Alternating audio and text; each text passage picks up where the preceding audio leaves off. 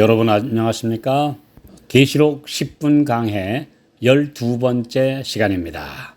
계시록 1장의 오늘은 5번째 강해로 아시아의 7교회라는 중요한 주제로 말씀을 드리려고 합니다. 계시록 1장 4절 요한은 아시아에 있는 7교회에 편지하노니. 계시록 1장 11절 가로되 너 보는 것을 책에 써서 에베소, 서머나, 버가모, 두아디라, 사데, 빌라델비아, 라오디게아 7교회에 보내라 하시기로. 이 아시아는 보통 소아시아라고 부르는 지금의 터키, 요즘은 그 나라의 발음대로 튀르키예라고 하는 나라의 영토입니다. 로마 당시에는 행정구역으로 아시아 도였으며 헬라 시대에는 버가모 왕국이 번창했던 곳입니다. 이 지역은 유럽과 아시아를 잇는 교통의 통로였고 바울의 편지서 중 에베소서, 골로새서, 빌레몬서, 디모데전서 등 4편지서가 이 지역에 있는 교회나 개인에게 보낸 편지입니다. 특히 에베소 교회는 사도 요한이 예수님이 십자가상에서 모친 마리아를 부탁하신 대로 양 아들로서 모시며 효도하며 오랫동안 섬기던 교회입니다. 그리하여 요한이 반모섬에 유배 갔다가 돌아와서 임종시까지 머물던 곳이기도 합니다. 계시록은 이 소아시아의 7교회에 보내는 편지 형식으로 기록된 것이며, 그렇지만 모든 시대, 모든 신자들에게 보내는 편지이기도 합니다. 신약은 사복음서를 제외하고는 모든 책들이 개인이나 교회에게 보내는 편지 형식으로 쓰여져 있습니다. 그러나 그 내용은 그 수신자에게만 국한된 것이 아니라 세상 끝날까지 그 말씀이 필요한 모든 이들에게 분명히 적용됩니다. 그러면 왜 7교회뿐인가요?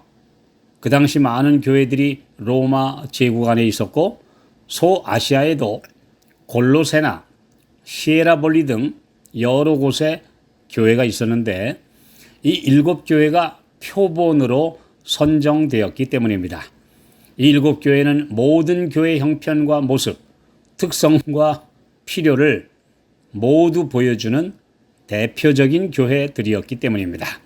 계시록에는 7이란 숫자가 54회 사용되어 그 상징적 의미를 분명히 나타내고 있습니다. 계시록에서 12가지 상징의 7이라는 숫자가 사용되었는데 이것들은 7교회, 7영, 7촛대, 7별, 7인, 7뿔과 눈, 7나팔, 7우레, 7머리, 7재앙, 7산 등 12가지 상징에 7이라는 숫자를 붙여서 그 전체를 가리키게 하였습니다. 성경에서 7은 몇 가지 의미가 있는데 첫째는 거룩한 수입니다. 7일 동안 천지를 창조하셨습니다. 엿새를 창조하셨지만 사실은 7일 포함해서 일주일간 창조하신 것입니다. 그래서 제7일을 거룩히 구별하신 것, 안식년, 희년 등 거룩한 구별로 삼으신 숫자입니다. 둘째는 언약의 수입니다. 구약의 여러 상징과 예표에서 7은 하나님께서 사람과 언약을 세우실 때 이를 보증하는 분임을 나타내는 숫자로 쓰였습니다. 이런 예들은 제사에서 7양이나 7수소 등 제물의 숫자, 그리고 여리고성을 함락시킬 때 7번을 도는 것, 그리고 이집트의 7년 풍년과 7년 흉년, 그리고 나아만이 문둥병에서 깨끗함을 입기 위해 요단강에 7번 몸을 담그라고 지시하신 때, 그리고 바벨론의 느부갓네살 왕이 7년 동안 이성을 잃고 짐승처럼 살았던 후 하늘을 우러러 보았을 때 다시 회복시켜 주신 사건 등에서 다 7이라는 숫자가 사용되었는데요. 이것은 하나님께서 사람들에게 주신 특별한 언약의 숫자입니다. 셋째는 7은 완전, 완성, 충만을 나타내는 수입니다.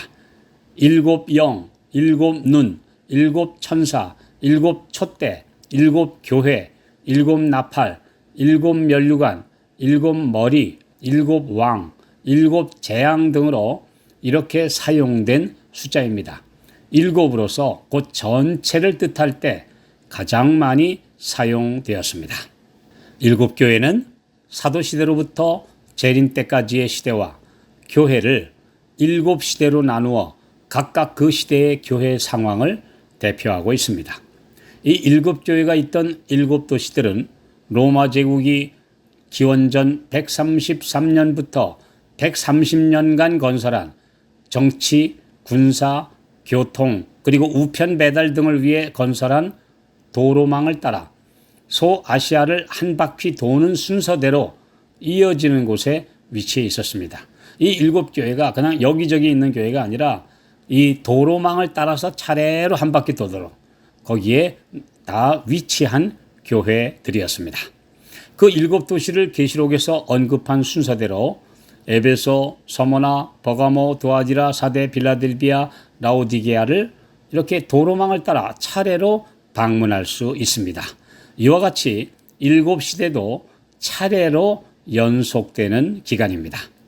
이 7교회에 보내는 편지는 회람 형식으로 한 교회 갈 때마다 7편지서를 다 읽게 되어 있어서 해당되는 교회만 그 편지를 읽는 것이 아니라 7교회에 보내는 편지 모두를 7교회 모두가 다 듣게 되어 있었습니다. 그래서 모든 교회 편지마다 귀 있는 자들은 성령이 교회들에게 하시는 말씀을 들을지어다 라고 모두가 들으라고 강조하고 있습니다. 그러므로 7교회는 초대교회로부터 재림 직전까지의 7시대를 가리킬 뿐 아니라 어느 시대를 물러나고 이 7교회와 비슷한 형편에 처한 교회들에게 보편적으로 해당하는 내용임을 알 수 있습니다. 오늘날도 에베소와 같이 부흥하는 교회에서 차츰 첫사랑을 잃어버린 교회들도 있고 서머나와 같이 신앙의 자유가 없는 지역에서 극심한 핍박을 받는 교회들도 있으며 버거모 교회처럼 타협하여 배도한 교회도 있고 두아디라 교회처럼 영적으로 캄캄한 교회도 있습니다. 사대교회처럼 종교개혁에 반짝 부흥해서 금방 형식주의로 식어버린 냉랭한 교회도 있으나 빌라델비아 교회처럼 형제 우애와 헌신에 불타서 선교하는 뜨거운 교회도 있으며 라오디게아 교회처럼 물질과 외적인 면에서 가장 부유하고 모든 것이 넘쳐나는 교회지만 영적으로는 빈곤하고 병든 교회도 있습니다.